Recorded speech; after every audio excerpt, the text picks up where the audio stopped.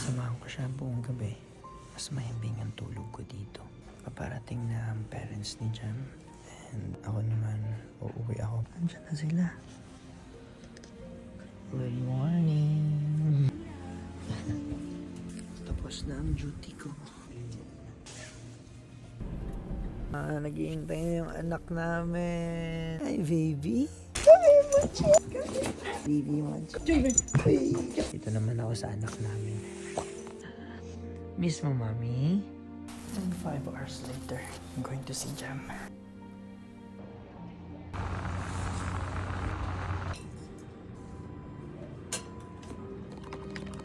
Kumakain na siya.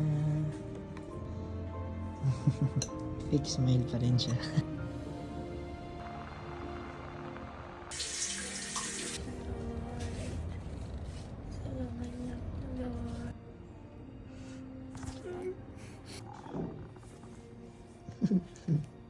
Mag-run muna ako ng 5K.